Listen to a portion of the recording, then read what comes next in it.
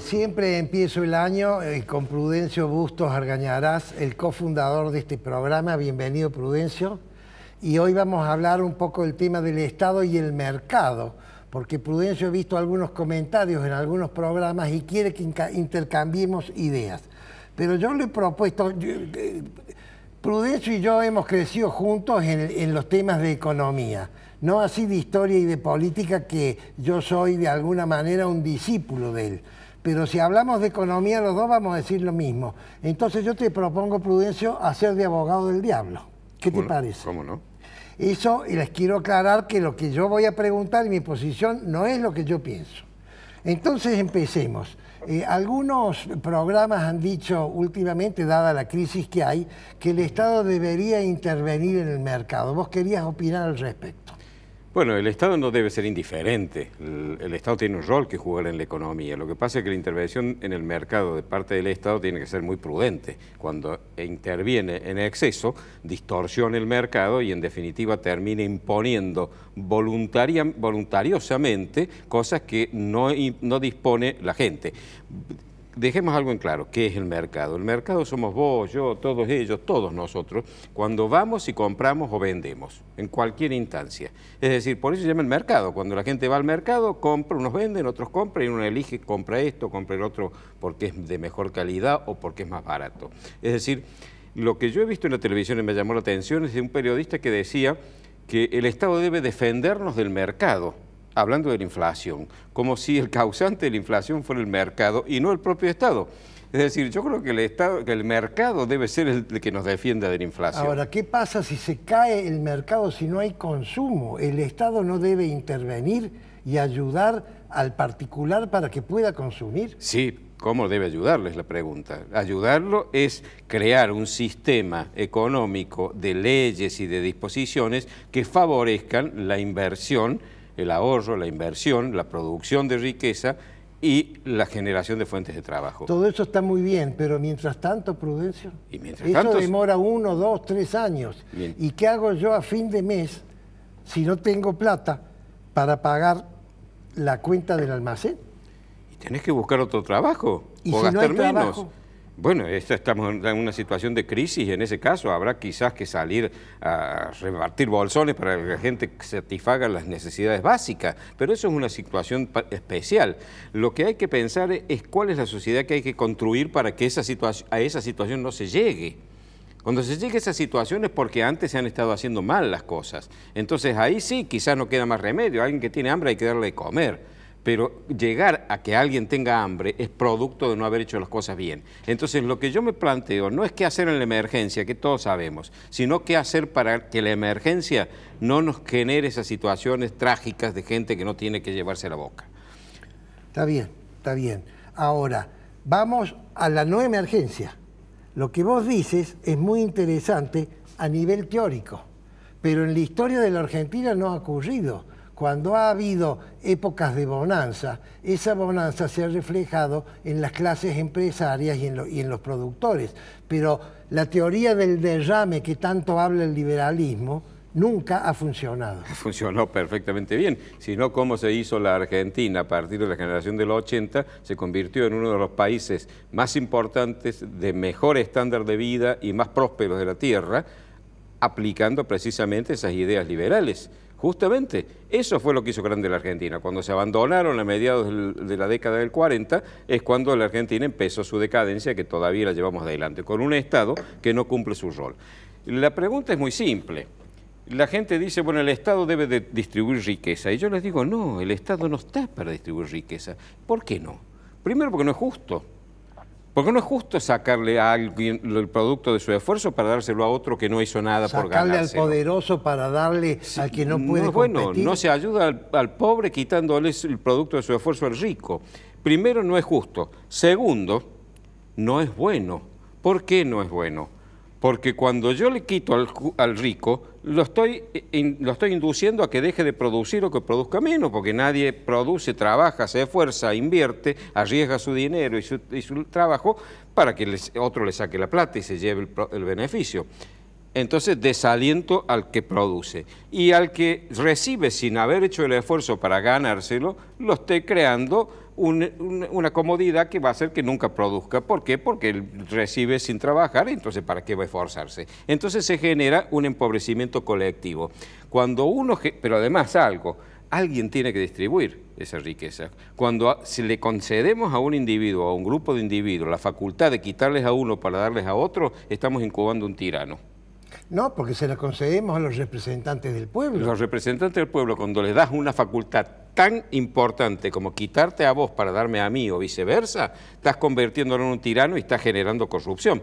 Porque en la repartija, obviamente, la parte más gruesa va a ir a él, sus familiares y sus allegados. Y al final todos se empobrecen, menos el tirano, que al final lo tiene que hacer por la fuerza porque nadie quiere que le quiten por las buenas lo que produjo, se lleva la parte del león y todos se empobrecen. ¿Vos preferís entonces el oligopolio, que haya un grupo de empresarios cada vez más ricos? No. Una persona que tiene 15.000 millones de dólares, ¿te parece razonable? Me parece extraordinario.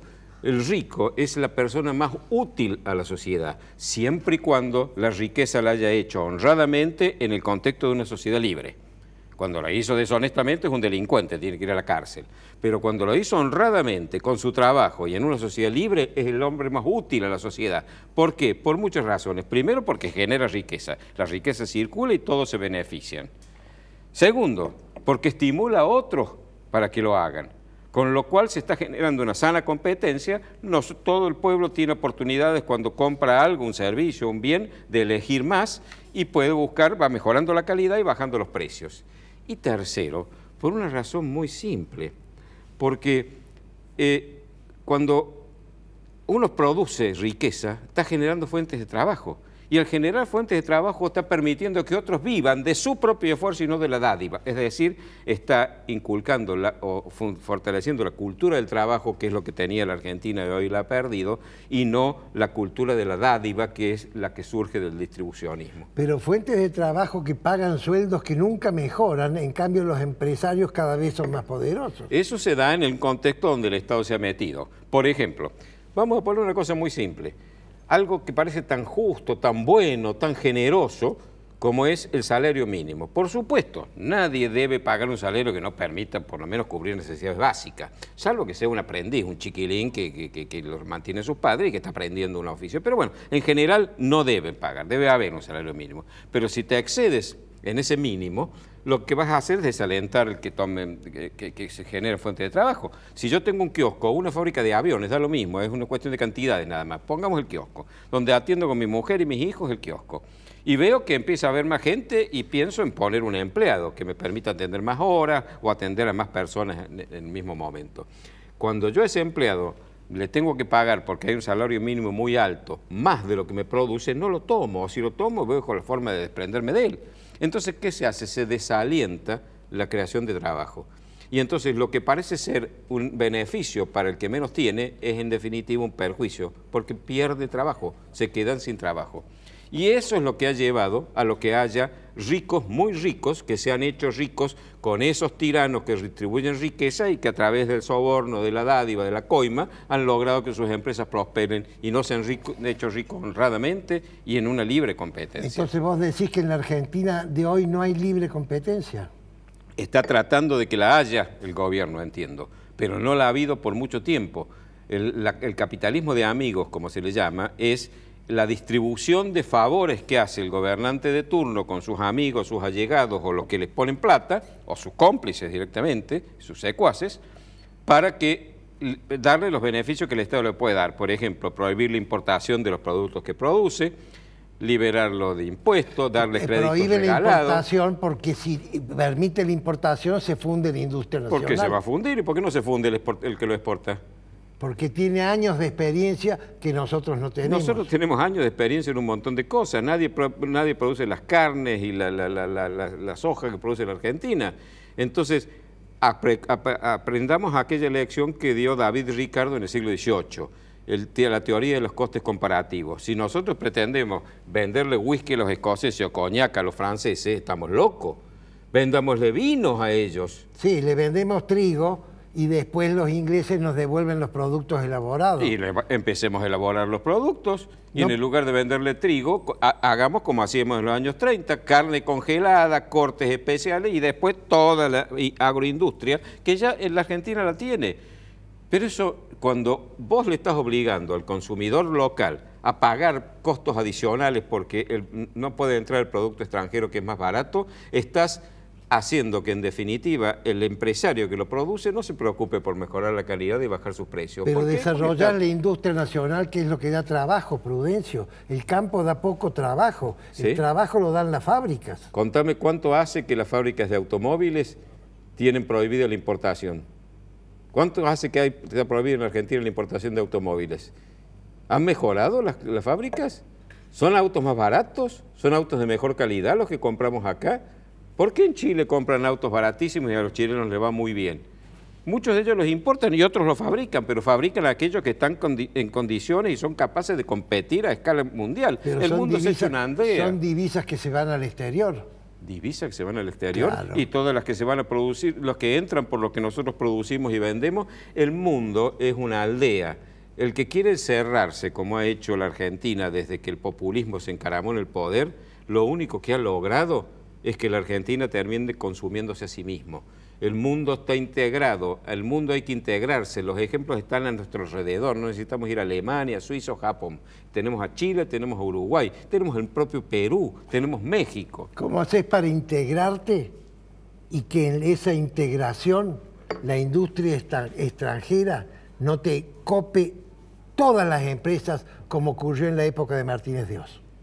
¿Qué le llamas la industria extranjera? ¿Los productos venidos del exterior? Las empresas de capitales foráneos. No, los que en buena hora que vengan, si lo que necesitamos son capitales. Si vienen a producir acá, ¿qué más queremos? Si vienen a comprar la tierra, no podemos decirle la tierra es nuestra, no señor, venga, la tierra no se la pueden llevar, vengan, inviertan y hagan que la tierra produzca. O preferimos que la tierra esté sin producir porque no, si viene alguien... Este país se hizo con inmigrantes, se hizo rico con inmigrantes, la generación de los 80 hizo entrar más de 6 millones de inmigrantes que vinieron a trabajar, la mayoría se hizo rico trabajando. No podemos cerrarnos, cerrarse es lo peor que puede hacer un país. Te recuerdo que el himno del partido que gobierna hace 70 años dice combatiendo el capital. Y bueno, así no fue. ¿Están equivocados? No, decilo vos, que lo diga el televidente. El Pollo me hace señas de que terminamos. Vuelvo a repetir para que el que se enganchó tarde, que yo he hecho el rol de abogado del diablo para darle a Prudencio entonces un rol donde sea más interesante la explicación de estos temas, que son los temas que explican por qué la Argentina está como está. Prudencio, muchas gracias. No hay de Queridos amigos, entonces me despido diciéndoles que es palabra de honor.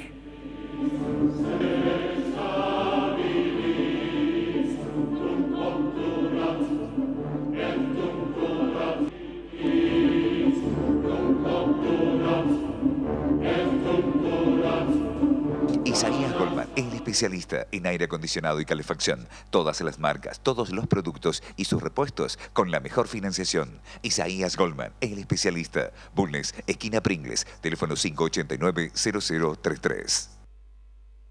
Centro Tomografía Computada Córdoba Sociedad Anónima. Instituto Ulton, líder en diagnóstico por imágenes. Primer instituto de cirugía ambulatoria mínimamente invasiva del interior del país. Avenida Vélez Arfiel 562, Córdoba, Argentina. Teléfono 0351 426 7700.